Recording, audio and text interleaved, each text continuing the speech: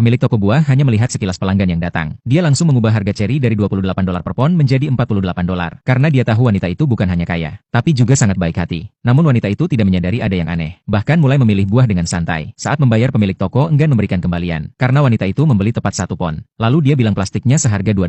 Wanita itu mendengarnya tapi tidak terlalu peduli. Namun saat itu kebetulan ada pelanggan lain membeli ceri. Dia melihat harga yang kemarin masih $28 per pon. Tiba-tiba hari ini jadi lebih mahal. Dia pun langsung menanyakan hal itu ke pemilik toko. Melihat situasinya, pemilik toko buru-buru bilang dia salah pasang harga. Kemudian segera mengganti kembali ke harga semula. Semua itu dilihat dengan jelas oleh wanita tadi. Lalu dia berencana kembali untuk memastikan. Namun dia tak menyangka. Tindakannya itu malah membawa bencana yang lebih besar. Saat itu pelanggan lain membayar dengan uang $100.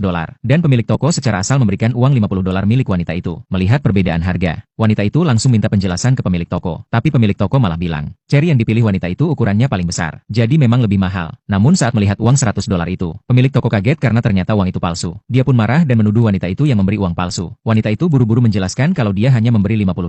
Tapi pemilik toko tetap menuduh dia berniat jahat. Lalu memanggil orang-orang untuk datang dan menuduh wanita itu ingin barang murah. Melihat semua itu, wanita itu merasa sangat sedih. Terpikir olehnya bahwa orang yang selama ini ia bantu diam-diam, ternyata tega mempermalukannya demi uang. Setahun yang lalu, pemilik toko masih berjualan di pinggir jalan. Suatu hari pemiliknya kena serangan jantung. Saat itu wanita itulah yang menyelamatkannya, bahkan membayar biaya rumah sakitnya. Melihat keluarga pemilik toko dalam kesulitan, wanita yang baik hati itu langsung menelepon stafnya, meminta perusahaannya mengambil buah dari toko tersebut. Setahun berlalu, lapak buah berubah jadi toko buah, dan wanita itu pun rutin datang untuk mendukung bisnisnya. Namun yang tidak ia ketahui, pemilik toko selalu menaikkan harga saat dia datang. Kali ini setelah ketahuan, pemilik toko bukan hanya menuduhnya pakai uang palsu, bahkan mengancam dia tidak boleh pergi kalau belum bayar. Orang-orang yang melihat juga mulai menyalahkan wanita itu. Tak tahan lagi, wanita itu langsung minta pemilik asli keluar jadi saksi. Karena saat dia bayar tadi, pemilik toko ada di samping. Tapi saat pemilik toko keluar, dia terkejut melihat wanita itu ternyata penyelamat hidupnya. Dia pun berniat menyudahi masalah. Namun karena tatapan dari istrinya, dia malah bilang wanita itu memang bayar dengan uang $100. Mendengarnya wanita itu sangat terkejut. Dia awalnya berniat membeli toko mereka dengan harga tinggi. Tapi karena pemilik toko menuduhnya demi $100,